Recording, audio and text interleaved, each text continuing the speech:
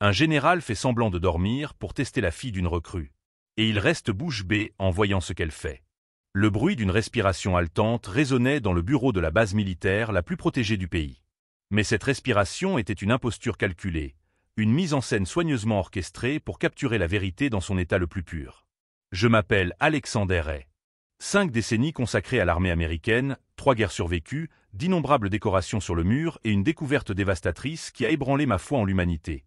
Mon propre colonel de confiance avait vendu des informations militaires à l'ennemi, compromettant la vie de soldats et des opérations qui avaient pris des années à planifier. La trahison n'est pas venue seulement de l'extérieur. Elle est venue de l'intérieur, de l'homme que je considérais comme un fils, qui avait un accès total à mes coffres, à mes secrets, à ma confiance absolue. Le colonel Marcus Webb, 20 ans de service irréprochable, détruit en une seule décision motivée par la cupidité.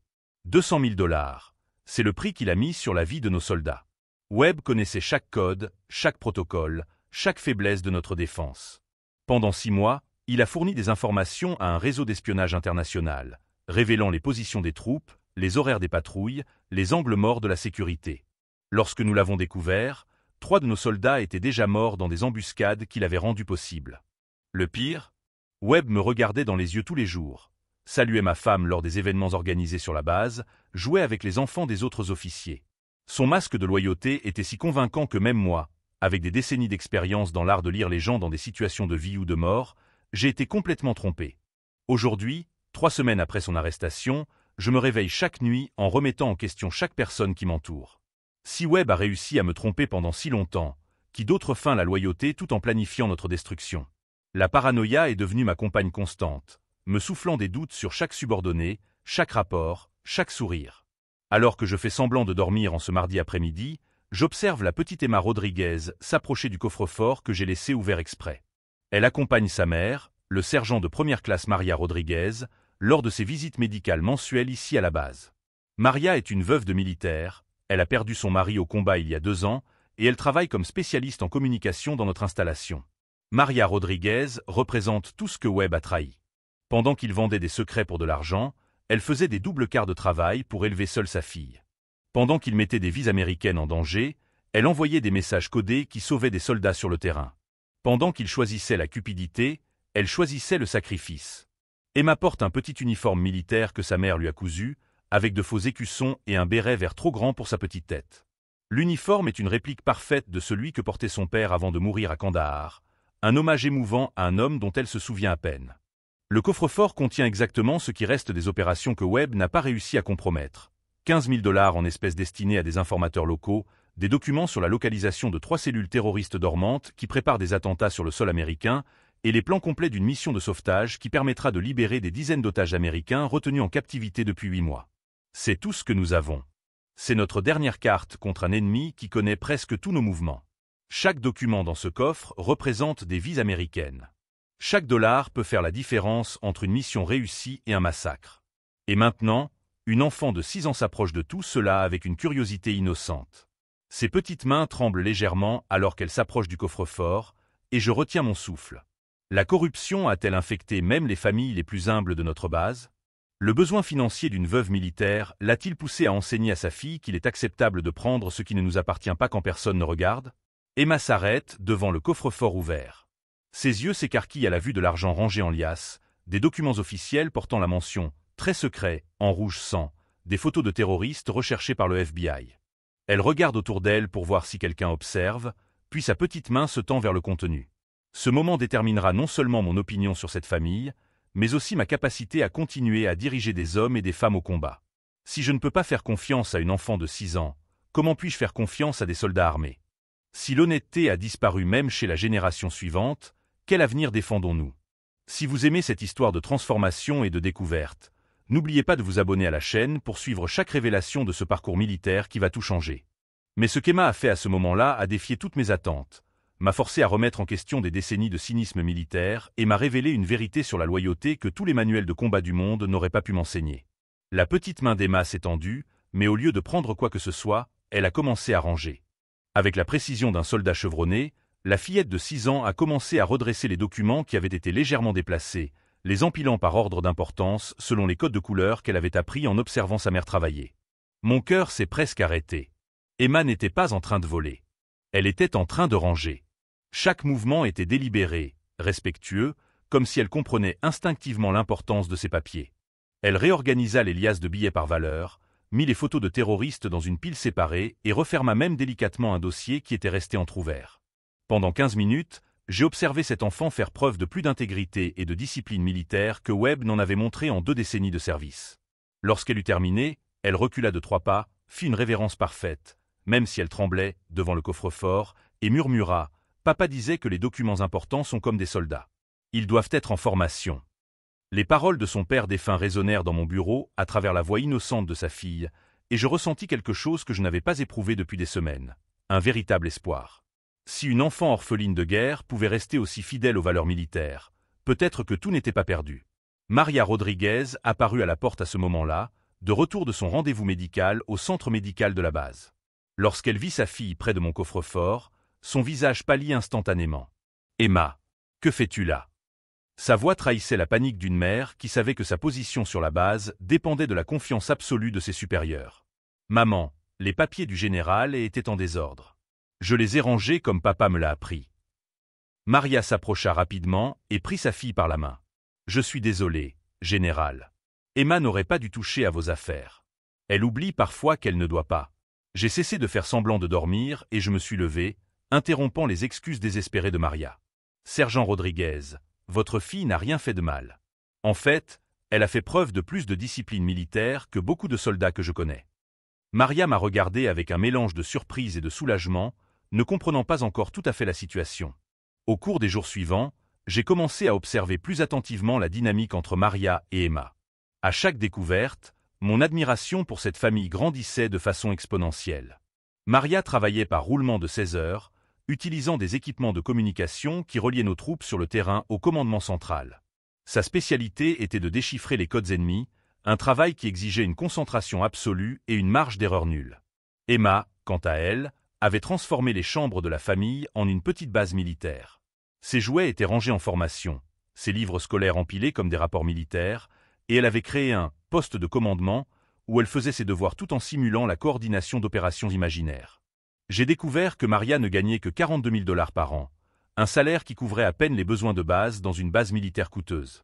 Elle avait refusé 3 offres d'emploi dans le secteur privé qui lui auraient rapporté 2 fois plus, affirmant que un Rodriguez n'abandonne jamais son poste.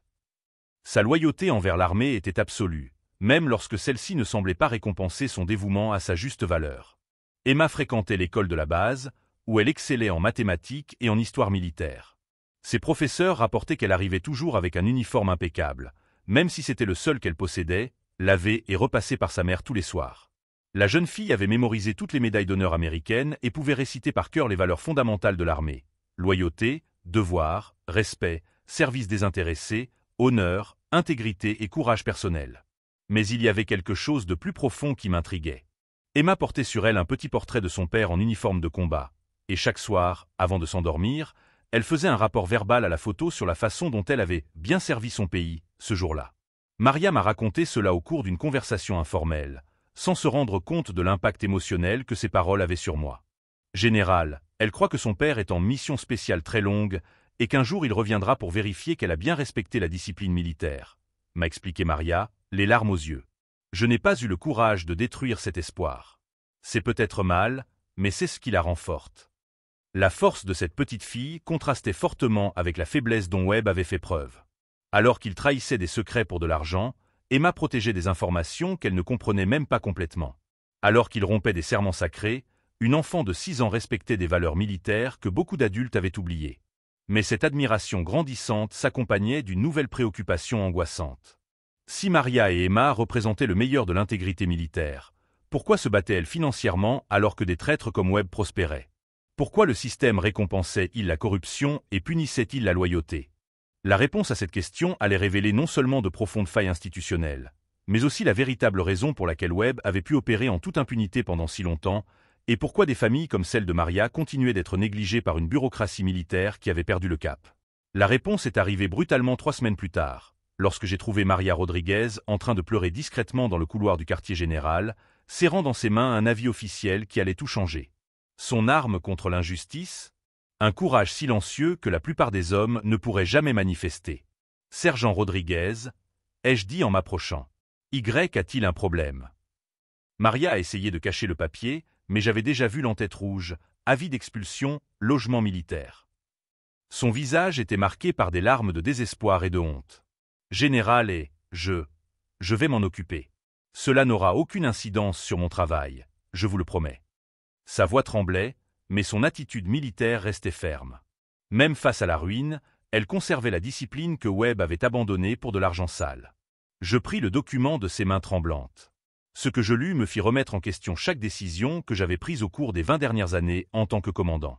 Maria était expulsée du logement militaire parce que ses paiements avaient été retardés lorsqu'Emma avait dû subir une opération chirurgicale d'urgence le mois précédent. La facture médicale avait épuisé toutes ses économies, la forçant à choisir entre la santé de sa fille et le toit au-dessus de leur tête. Pendant ce temps, Webb avait vécu dans un manoir à l'extérieur de la base, acheté avec l'argent de sa trahison, tandis qu'une véritable héroïne militaire était confrontée à la possibilité de vivre dans sa voiture avec sa fille de 6 ans. Maria, pourquoi ne m'avez-vous pas contacté quand Emma est tombée malade? Pourquoi n'avez-vous pas demandé de l'aide? Elle m'a regardé comme si j'avais posé une question absurde. Général, un Rodriguez ne demande jamais la charité. Mon mari est mort au service de ce pays. Je ne vais pas déshonorer sa mémoire en mendiant des faveurs. La fierté blessée dans sa voix était plus tranchante que n'importe quelle lame de combat. À ce moment-là, j'ai compris la véritable tragédie de notre système. Nous avions créé une culture où demander de l'aide était considéré comme une faiblesse, où accepter de l'aide était considéré comme un déshonneur, tandis que des criminels comme Webb manipulaient cette même honneur pour cacher leurs crimes. Emma est arrivée en courant dans le couloir, toujours vêtue de son petit uniforme, tenant un dessin qu'elle avait fait à l'école. Maman, général et... Regardez ce que j'ai dessiné. Le papier représentait 3 personnages. Elle, sa mère et une 3e personne qui était clairement moi, tous en uniforme militaire, avec un drapeau américain flottant en arrière-plan. L'innocence de cet enfant, qui ne savait pas qu'elle allait perdre son foyer dans 72 heures, a brisé mon cœur endurci par l'armée. Sa stratégie? Transformer chaque injustice dont elle était témoin en carburant pour un changement radical. Emma, puis-je parler à ta mère en privé? Elle acquiesça et alla jouer près de la fenêtre, fredonnant l'hymne national qu'elle avait appris à l'école. Maria me suivit jusqu'à mon bureau, encore accablée par l'humiliation. « Sergent, je vais vous faire une proposition qui changera votre situation et la mienne. » Elle m'a regardé avec une méfiance prudente. « J'ai besoin d'une assistante personnelle pour des opérations classifiées. Quelqu'un en qui je peux avoir une confiance absolue. » Répondit Emma avec une fierté innocente, tout en conservant une posture militaire rigide.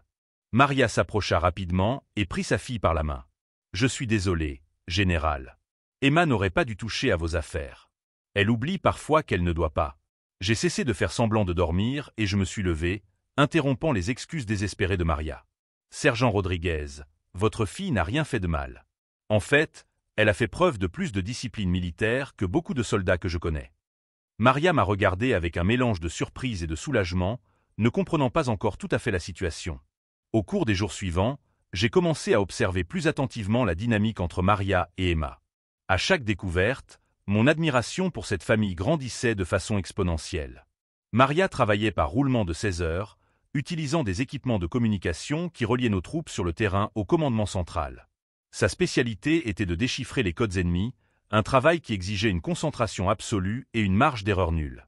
Emma, quant à elle, avait transformé les chambres de la famille en une petite base militaire. Ses jouets étaient rangés en formation, ses livres scolaires empilés comme des rapports militaires, et elle avait créé un poste de commandement où elle faisait ses devoirs tout en simulant la coordination d'opérations imaginaires. J'ai découvert que Maria ne gagnait que 42 000 $ par an, un salaire qui couvrait à peine les besoins de base dans une base militaire coûteuse. Elle avait refusé 3 offres d'emploi dans le secteur privé qui lui auraient rapporté 2 fois plus, affirmant que un Rodriguez n'abandonne jamais son poste. Sa loyauté envers l'armée était absolue, même lorsque celle-ci ne semblait pas récompenser son dévouement à sa juste valeur. Emma fréquentait l'école de la base, où elle excellait en mathématiques et en histoire militaire. Ses professeurs rapportaient qu'elle arrivait toujours avec un uniforme impeccable, même si c'était le seul qu'elle possédait, lavé et repassé par sa mère tous les soirs. La jeune fille avait mémorisé toutes les médailles d'honneur américaines et pouvait réciter par cœur les valeurs fondamentales de l'armée: loyauté, devoir, respect, service désintéressé, honneur, intégrité et courage personnel. Mais il y avait quelque chose de plus profond qui m'intriguait. Emma portait sur elle un petit portrait de son père en uniforme de combat, et chaque soir, avant de s'endormir, Elle faisait un rapport verbal à la photo sur la façon dont elle avait bien servi son pays, ce jour-là. Maria m'a raconté cela au cours d'une conversation informelle, sans se rendre compte de l'impact émotionnel que ses paroles avaient sur moi. Général, elle croit que son père est en mission spéciale très longue et qu'un jour il reviendra pour vérifier qu'elle a bien respecté la discipline militaire, m'a expliqué Maria, les larmes aux yeux. Je n'ai pas eu le courage de détruire cet espoir. C'est peut-être mal, mais c'est ce qui la rend forte. La force de cette petite fille contrastait fortement avec la faiblesse dont Webb avait fait preuve. Alors qu'il trahissait des secrets pour de l'argent, Emma protégeait des informations qu'elle ne comprenait même pas complètement. Alors qu'il rompait des serments sacrés, une enfant de 6 ans respectait des valeurs militaires que beaucoup d'adultes avaient oubliées. Mais cette admiration grandissante s'accompagnait d'une nouvelle préoccupation angoissante. Si Maria et Emma représentaient le meilleur de l'intégrité militaire, pourquoi se battaient-elles financièrement alors que des traîtres comme Webb prospéraient? Pourquoi le système récompensait-il la corruption et punissait-il la loyauté? La réponse à cette question allait révéler non seulement de profondes failles institutionnelles, mais aussi la véritable raison pour laquelle Webb avait pu opérer en toute impunité pendant si longtemps, et pourquoi des familles comme celle de Maria continuaient d'être négligées par une bureaucratie militaire qui avait perdu le cap. La réponse est arrivée brutalement 3 semaines plus tard, lorsque j'ai trouvé Maria Rodriguez en train de pleurer discrètement dans le couloir du quartier général, serrant dans ses mains un avis officiel qui allait tout changer. Son arme contre l'injustice? Un courage silencieux que la plupart des hommes ne pourraient jamais manifester. Sergent Rodriguez, ai-je dit en m'approchant. Y a-t-il un problème? Maria a essayé de cacher le papier, mais j'avais déjà vu l'entête rouge, avis d'expulsion, logement militaire. Son visage était marqué par des larmes de désespoir et de honte. Général et je vais m'en occuper.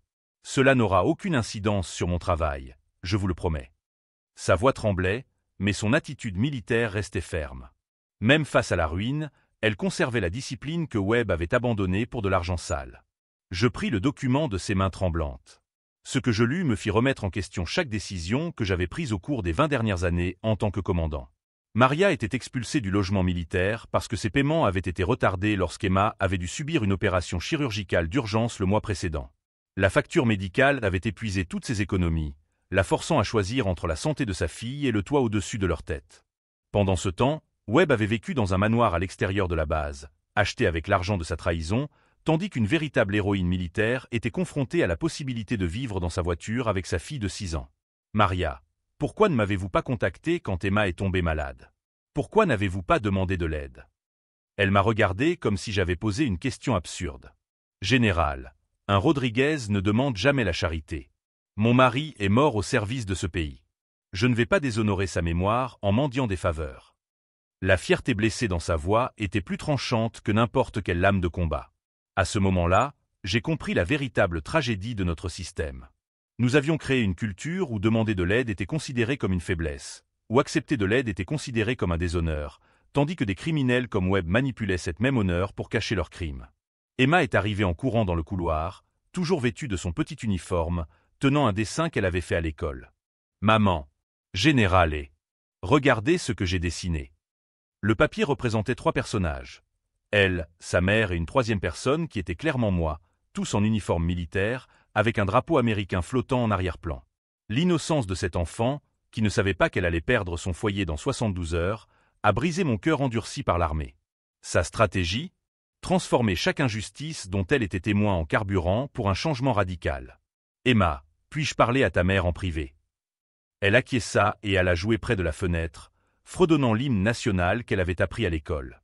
Maria me suivit jusqu'à mon bureau, encore accablée par l'humiliation. « Sergent, je vais vous faire une proposition qui changera votre situation et la mienne. » Elle m'a regardé avec une méfiance prudente. « J'ai besoin d'une assistante personnelle pour des opérations classifiées.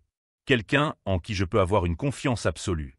Nous préparions non seulement une exposition publique, mais aussi une révolution morale qui rendrait son honneur à l'armée américaine. » Au cours des semaines suivantes, nous avons commencé à divulguer de fausses informations à différents membres du réseau corrompu, chacun recevant des détails légèrement différents sur de prétendues nouvelles opérations classifiées. Lorsque nous intercepterions ces informations vendues à l'ennemi, nous saurions exactement qui avait trahi notre confiance. Emma, inconsciente de son rôle crucial, continuait sa routine quotidienne, étudiant, jouant et posant ses questions perspicaces sur la justice et la moralité. Chaque jour qui passait, elle devenait plus forte, plus confiante, plus déterminée à honorer la mémoire du père qu'elle n'avait jamais vraiment connu. Mais ce à quoi nous ne nous attendions pas, c'était que notre stratégie attirerait l'attention de forces bien plus dangereuses que de simples traîtres militaires. Le jour de la cérémonie arriva dans une tension électrique que seule Maria et moi pouvions ressentir pleinement. Emma, radieuse dans son petit uniforme militaire impeccablement repassé, me tenait la main tandis que nous marchions vers la scène principale de la base. Des dizaines de caméras enregistraient chaque instant, retransmettant en direct vers des installations militaires à travers le monde. Quand la justice a un visage innocent, elle devient impossible à ignorer. Dans le public, j'ai identifié chacun des conspirateurs que nous avions traqués. Le général Bradley Morrison, responsable de la logistique et l'un des principaux facilitateurs du réseau. Le colonel Sarah Chen, spécialiste du renseignement qui avait vendu des informations sur les mouvements de troupes. Le major Thomas Walsh, qui avait facilité l'accès de Webb aux codes les plus sensibles. Tous ont souri faussement quand Emma leur a fait signe, sans imaginer que sa présence là-bas les condamnerait publiquement. Mesdames et messieurs, militaires et civils, ai-je commencé mon discours, ma voix résonnant dans les haut-parleurs. Aujourd'hui, nous célébrons quelque chose que nous avons failli perdre. La pureté des valeurs militaires américaines, incarnée par une enfant qui nous a enseigné le vrai sens du mot loyauté. Emma s'est approchée du micro, comme nous l'avions répété. Mais ce qu'elle a dit ensuite n'était pas dans le script. Mon papa disait toujours que les soldats protègent les soldats. Mais certains soldats ont blessé d'autres soldats pour de l'argent. C'est mal. Sa voix enfantine a tranché le silence comme une lame, et j'ai vu certains des conspirateurs commencer à transpirer.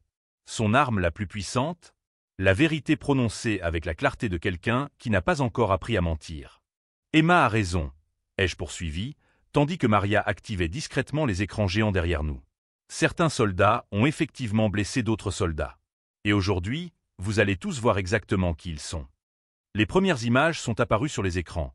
Des photos de Webb lors de réunions secrètes avec des agents étrangers, des relevés bancaires montrant des virements suspects, des enregistrements de conversations téléphoniques compromettantes. L'auditoire murmura, mais ce n'était que le début. « Général Morrison », dis-je d'une voix forte, le faisant presque bondir de sa chaise. « Pouvez-vous expliquer ce dépôt de 50 000 $ sur votre compte personnel, effectué exactement un jour avant que notre opération en Irak ne soit compromise ?» Le visage de Morrison devint blanc comme un linge. Les caméras se tournèrent vers lui tandis qu'il tentait de formuler une réponse. Mais avant qu'il ne puisse parler, Maria activa la séquence suivante de preuves. La vérité a un pouvoir dévastateur lorsqu'elle est révélée au bon moment. Colonel Chen, vos communications avec des agents chinois sont toutes ici, continuai-je, tandis que des transcriptions de messages cryptés apparaissaient sur les écrans. Y compris celle-ci, où vous avez vendu l'emplacement exact de nos bases avancées pour 200 000 $. Chen tenta de se lever et de sortir, mais des militaires avaient déjà bloqué toutes les issues. La panique se lisait dans ses yeux, tandis que les preuves de sa trahison étaient exposées à des millions de téléspectateurs à travers le monde. Emma, voyant l'agitation dans le public, s'approcha à nouveau du micro. Le général a dit qu'il allait montrer qui avait fait du mal aux soldats. Est-ce qu'ils pleurent parce qu'ils ont fait de mauvaises choses? L'innocence de sa question amplifia l'impact dramatique du moment. Voici une enfant de 6 ans qui confrontait directement la corruption qui avait coûté la vie à des Américains, et sa pureté morale rendait leur culpabilité encore plus flagrante. Major Walsh, poursuivez, implacable. Vous avez facilité l'accès de Webb à nos codes les plus secrets. Cet enregistrement vous montre en train de négocier le prix de votre trahison. La voix de Walsh résonna dans les haut-parleurs, discutant froidement de la manière de compromettre la sécurité nationale pour un gain personnel. Mais le plus grand rebondissement était encore à venir. Quand vous pensez avoir découvert toute la vérité, une dernière révélation peut tout changer. Et maintenant, la découverte qui m'a le plus choqué, ai-je annoncé, marquant une pause dramatique. Le chef de ce réseau de trahison n'était pas Webb. C'était quelqu'un de beaucoup plus proche de moi, quelqu'un en qui j'avais confiance depuis des décennies. Les écrans ont montré une photo qui a fait basculer toute la salle dans le choc. Le général Patricia Hamilton, ma supérieure directe, commandante de toute la région sud-est, était en réunion secrète avec des agents étrangers. La femme qui avait approuvé ma promotion, qui avait guidé ma carrière, que je considérais comme un mentor. Hamilton était au premier rang, et lorsque son image est apparue sur les écrans, elle n'a pas tenté de nier ou de s'enfuir. Elle a simplement fermé les yeux et murmuré « Comment l'avez-vous découvert ?» Une enfant de 6 ans m'a appris à voir au-delà des masques, ai-je répondu en la regardant droit dans les yeux. Emma m'a montré que la véritable loyauté n'a pas besoin de récompense. Et vous m'avez montré que même la trahison la plus sophistiquée laisse des traces. La justice avait été rendue, mais de la manière la plus inattendue qui soit.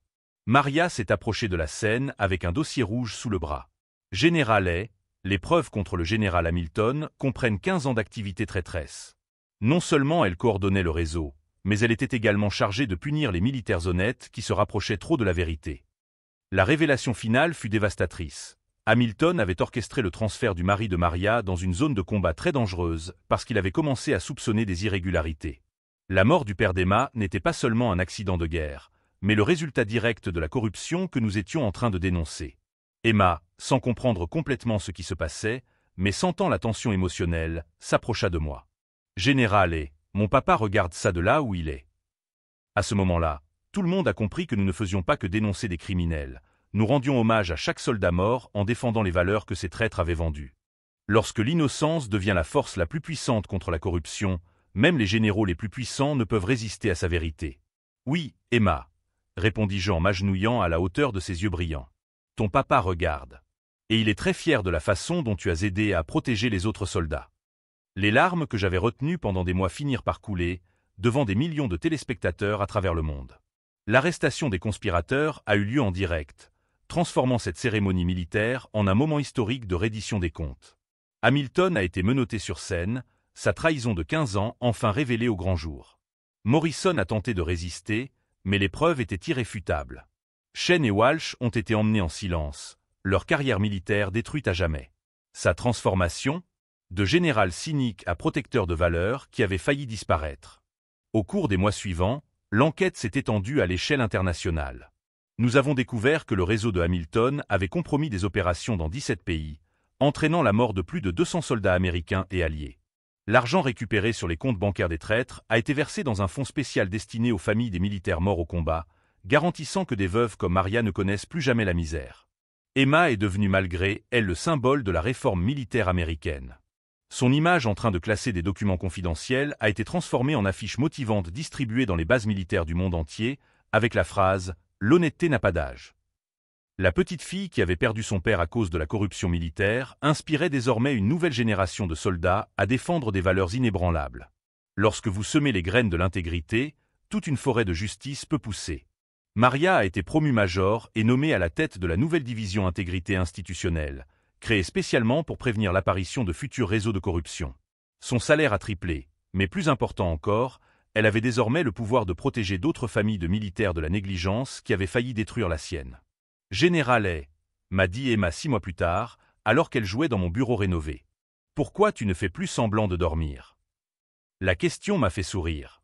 Parce que j'ai appris que la vérité n'a pas besoin d'être cachée, Emma. Parfois, elle a juste besoin de quelqu'un d'assez courageux pour la révéler. La véritable révolution n'a pas eu lieu dans les tribunaux militaires, mais dans le cœur de chaque soldat qui a été témoin du pouvoir transformateur de l'honnêteté. L'affaire Hamilton Webb est devenue un sujet obligatoire dans les académies militaires américaines. Les étudiants de West Point étudient désormais comment une enfant de 6 ans a réussi à identifier des schémas de corruption que des enquêteurs professionnels n'avaient pas remarqués. La leçon principale, l'intégrité n'est pas une compétence technique qui s'apprend, mais une valeur morale qui se préserve. Emma, aujourd'hui âgée de 8 ans, fréquente la meilleure école militaire du pays grâce à une bourse d'études complète. Ses professeurs rapportent qu'elle possède une capacité extraordinaire à détecter la malhonnêteté, comme si son expérience précoce de la vérité avait développé une sorte de radar moral. Elle porte toujours la photo de son père, mais elle comprend désormais qu'il est mort en protégeant les valeurs qu'elle a contribué à rétablir. Son arme la plus puissante ? La preuve vivante que les valeurs justes l'emportent toujours, quelle que soit la puissance de leurs ennemis. Maria et moi avons développé un partenariat professionnel qui a transcendé les hiérarchies militaires. Elle est devenue ma principale conseillère en matière d'intégrité institutionnelle, et ensemble, nous avons créé des protocoles qui identifient les réseaux de corruption potentiels avant qu'ils ne causent des dommages. Notre travail a déjà été mis en œuvre dans les armées de 12 pays alliés. Mais la transformation la plus profonde s'est produite dans mon âme militaire. J'avais passé 5 décennies au service de l'armée américaine, mais ce n'est qu'au cours des 2 dernières années que j'ai vraiment appris ce que signifie le leadership. Il ne s'agit pas de commandement ou d'autorité, mais de protéger ceux qui font preuve de valeur pure même lorsque le monde s'écroule autour d'eux. Emma m'a appris que l'honnêteté n'est pas seulement une valeur morale, mais une force révolutionnaire capable de renverser des systèmes entiers de corruption. Sa mère m'a montré que la loyauté véritable ne recherche pas de récompense, mais persiste même lorsqu'elle est punie. Lorsque les bonnes valeurs rencontrent le bon leadership, des miracles se produisent à l'échelle institutionnelle. Aujourd'hui, 3 ans après cette cérémonie historique, Emma aide d'autres enfants de militaires à comprendre leurs droits et leurs responsabilités. Elle a créé un « club de l'honnêteté » dans son école, où les enfants apprennent que dire la vérité, même quand c'est difficile, donne toujours de meilleurs résultats que mentir. Maria dirige la division d'intégrité la plus respectée de l'armée américaine, et son histoire a inspiré des documentaires, des livres et même un projet de film hollywoodien. Mais elle a refusé toutes les offres commerciales, préférant utiliser son influence pour de véritables réformes institutionnelles. La leçon qui a tout changé? Parfois, la personne la mieux placée pour détecter la corruption est quelqu'un qui est trop pur pour la comprendre. Cet après-midi, alors que je regarde Emma jouer dans le jardin de la base militaire, désormais en tant que conseillère honoraire pour l'intégrité des enfants, je réfléchis à la façon dont une enfant de 6 ans a réussi à faire ce que des enquêteurs professionnels n'avaient pas réussi à faire en plusieurs décennies. La réponse est simple. Elle n'avait pas encore appris qu'il était normal d'accepter la malhonnêteté. Pour Emma, classer des documents importants était tout simplement la bonne chose à faire. Protéger des informations militaires, c'était honorer la mémoire de son père. Dire la vérité était aussi naturel que respirer. Si vous êtes arrivé jusqu'ici dans ce voyage vers la transformation et la justice, abonnez-vous à la chaîne pour suivre d'autres histoires qui prouvent que les bonnes valeurs l'emportent toujours, aussi impossible que la situation puisse paraître. Emma court vers moi, elle a maintenant 11 ans, et porte une médaille qu'elle vient de recevoir à l'école pour son leadership moral exemplaire. Général et, quand je serai grande, je veux être comme vous et maman. Je veux protéger les bons soldats des mauvais soldats. Je serre cette petite fille extraordinaire dans mes bras, sachant que l'avenir de l'armée américaine est entre de bonnes mains. Car lorsque vous enseignez à un enfant que l'honnêteté est un super pouvoir, il grandit en croyant qu'il peut changer le monde. Et vous savez quoi? Elle a tout à fait raison.